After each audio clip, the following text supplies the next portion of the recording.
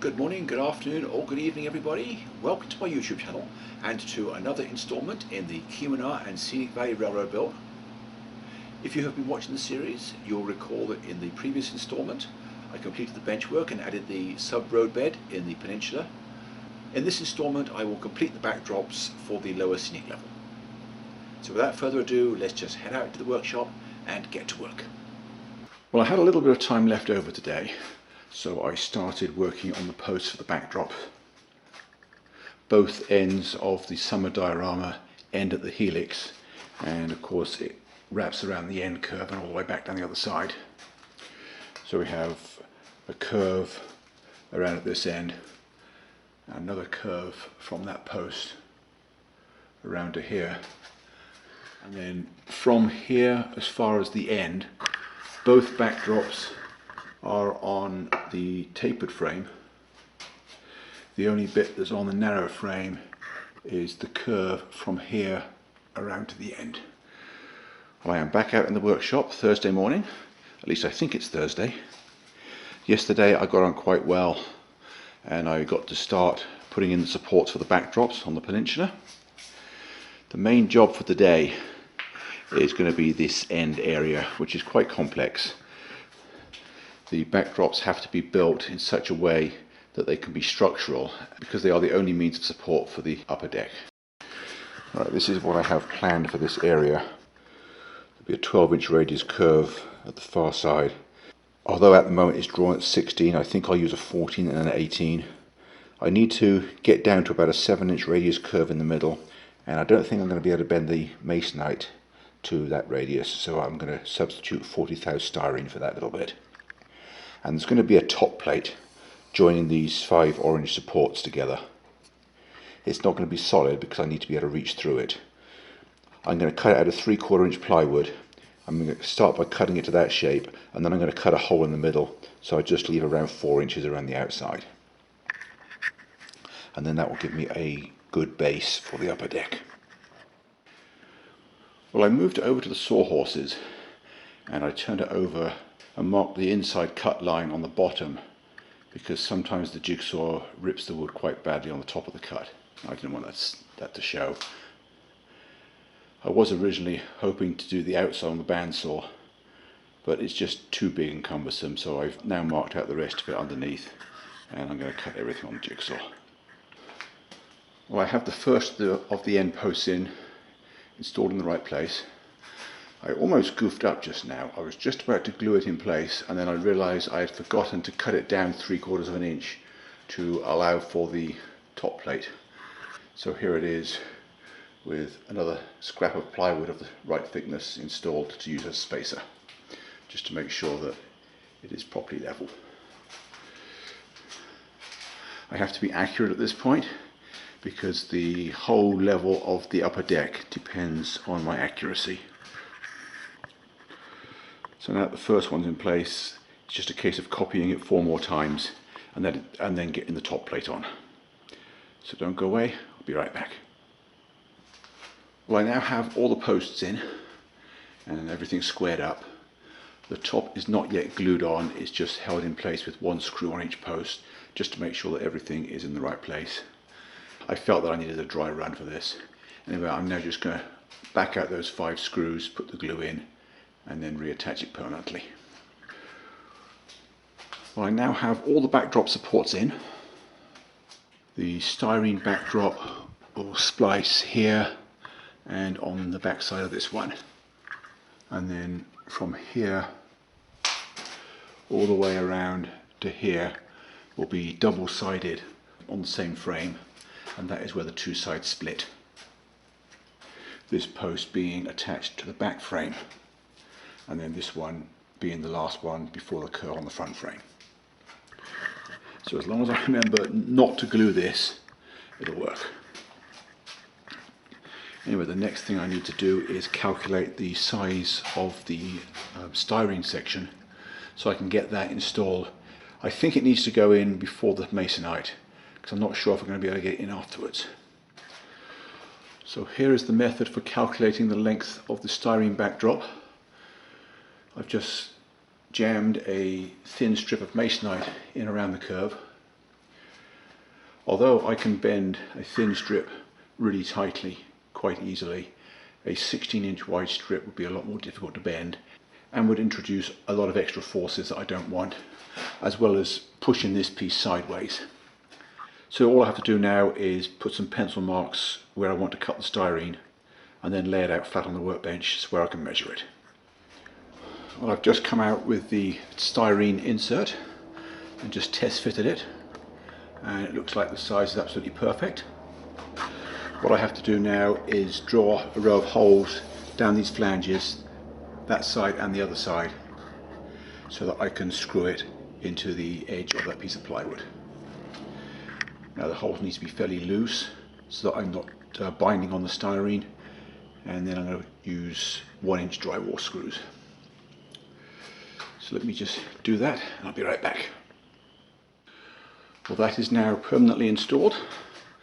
I have 4 screws down each side, and this bit here is not glued, it just floats. The former keeps it more or less in alignment, and it's marginally loose to allow for differential expansion and contraction of the wood and the styrene. And if you look down at the end, you can see I had spacers at the back to make it marginally thicker than the masonite, so that I can spackle the edge without having to rely on the spackle sticking to the styrene, which it probably won't.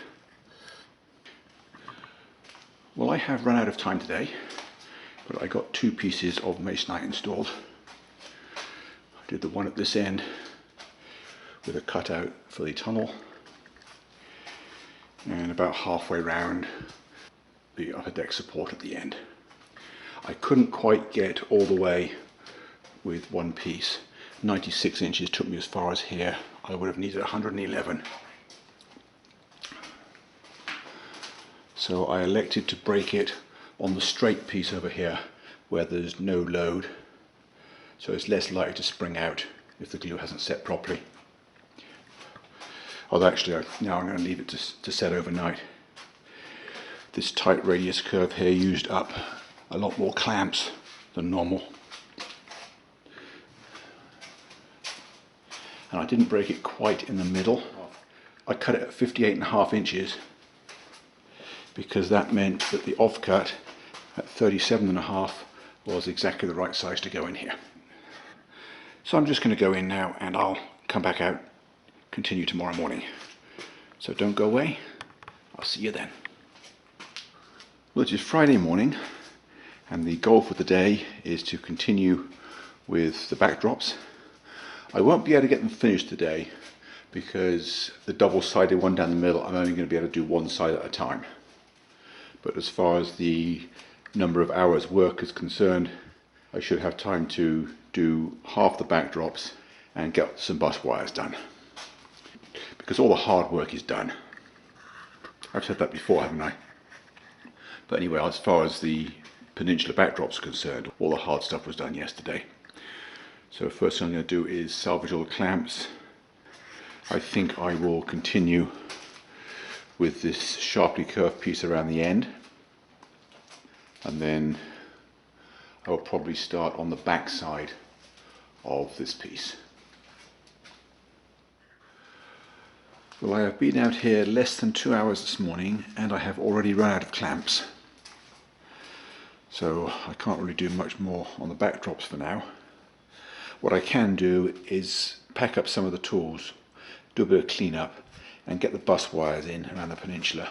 And there's quite a lot of them because everything heads back to here. The DCC system will be in this cabinet, so everything has to start from here and then work its way out to where it's needed. So I can spend at least a couple of hours on that, by which time most of those clamps can be reusable.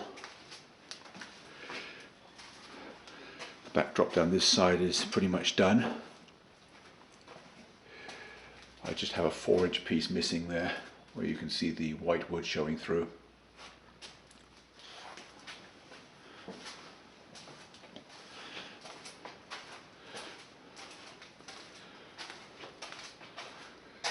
So then I need 2 more pieces, one long one and a shorter one around the end. I would probably break it, well, I will break it either on that support or this one. I haven't decided yet. Probably on this one.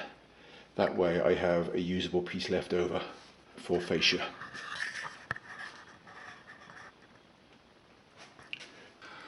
Well, I have spent a couple of hours on bus wires. You can see them running all the way around.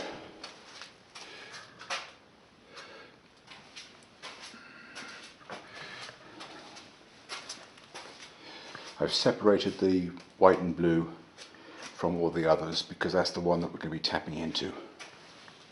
Everything else just run through. And I have got as far as here. I've still got to hook those up with where I left off before. But I'm going to leave that till later because most of these clamps can now come off. They've been setting up for at least a couple of hours.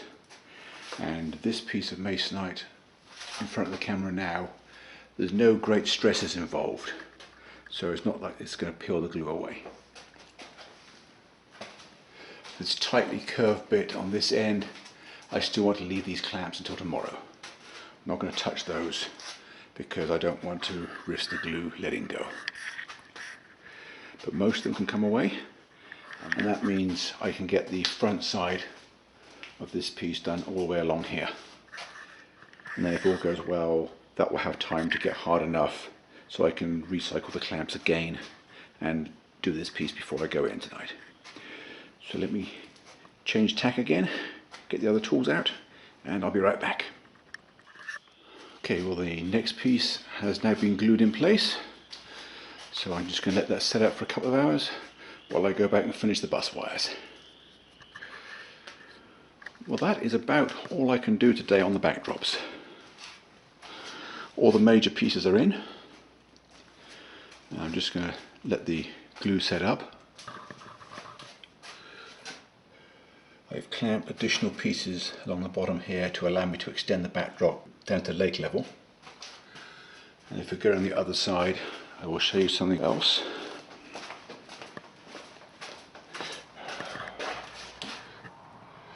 Those same pieces also form a shelf for the removable diorama which goes in this area. I talked about it during the design phase.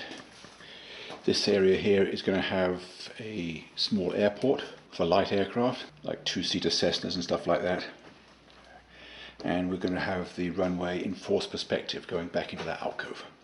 But of course it's way too far to reach, so everything from this joist here to the end, back out to about here, will be a removable diorama which can be fully detailed on the workbench and then slid into place, thus avoiding the reach problem. So I still have to put another support in here and one more along this side.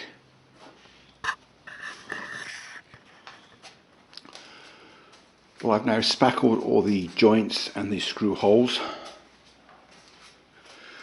I didn't bother to do this joint or the one on the other side of it because that's a flapsy doodle.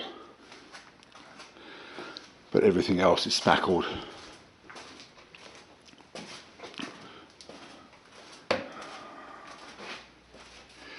I've brought out some primer for plastic to spray that because I'm not sure if the paint that I've bought will properly stick to plastic. However, this will.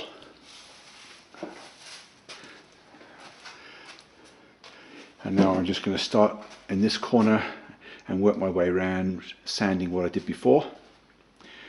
And then who knows, by the time I get to the end, I may be able to do the peninsula as well. Otherwise, I will come back out later and do that. So don't go away. I will check in with you when I'm done. Well, that is all I can do for the time being. I've been all the way around the outside, sanded everything. Had one area to touch up. And of course the spackle is nowhere near dry enough yet. Some of the thinner areas look like they're almost white, but the thicker fillings, well, of course, take several hours to set up. So that's about all I can do today. I have primed the plastic backdrop, so the paint will stick to that. But I'm going to come out again tomorrow morning, do the rest of the sanding, and then get the backdrops painted. So don't go away, I will see you then. Well, it is Tuesday morning. It is, I think, the 8th of March, and it has gone back to winter again. It's freezing cold again. Hopefully it warms up later, because I'm planning on painting the backdrops today. Anyway, if you recall, yesterday I got all the spackling done on the peninsula, and I sanded the spackle on the backdrops around the outside of the room. I'm going to start by sanding all the peninsula joints, just making sure those are nice and smooth, and then I'll get the paint out. Well, as I'm getting all set up for painting, I just thought I'd share this quick tip with you. To get rid of all the fuzzies that is typically the case with a new roller, I've just covered it with masking tape, and now I'm peeling it off. And then all the fuzz that would otherwise be on the work is now on the masking tape. And this roller cover is now ready for use. That's a little tip I got from a professional painter some years ago. I thought I'd pass it on. Now the paint I'm using is from Lowe's. It's in the Sherwin-Williams range. And the client picked out a colour known as Prairie Sky. We both felt the colour that was used on the Masabian Western backdrop was a little bit too blue. This has a little bit of grey mixed in with it. Now it's only a base coat. We'll probably end up repainting all the dioramas with slightly different colours anyway. But for the time being, we just want to get something close. And this is the colour that the client has elected to have the walls and ceiling of his train room painted in, so that everything blends in nicely with the backdrop. Now where's my stirring sticks?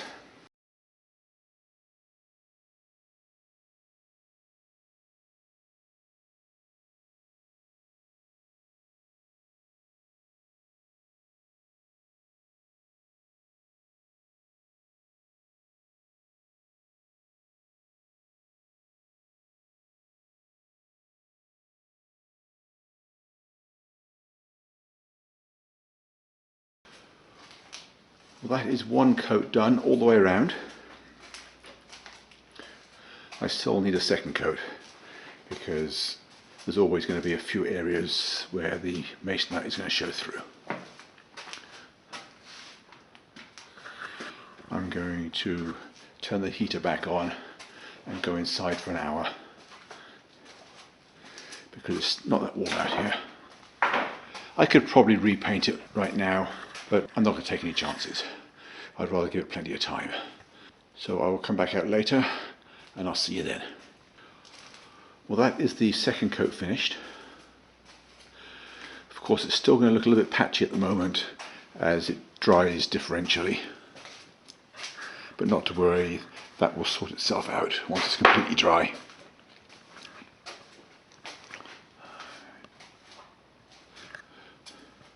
You can of course still see the vertical seams either side of this section. That's because I haven't attempted to fill those yet. That can't really be done until in situ.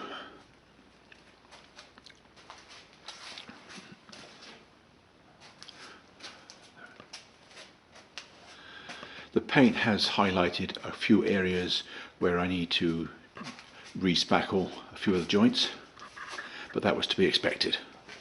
That is one of the main reasons for doing this at this stage, so that when I do get to install in the customer's room, there is a lot less touch-up to do.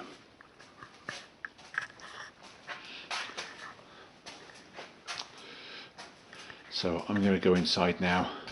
I'm not going to do anything else out here while the paint is drying, because I don't want to kick up a dust and get debris stuck to it.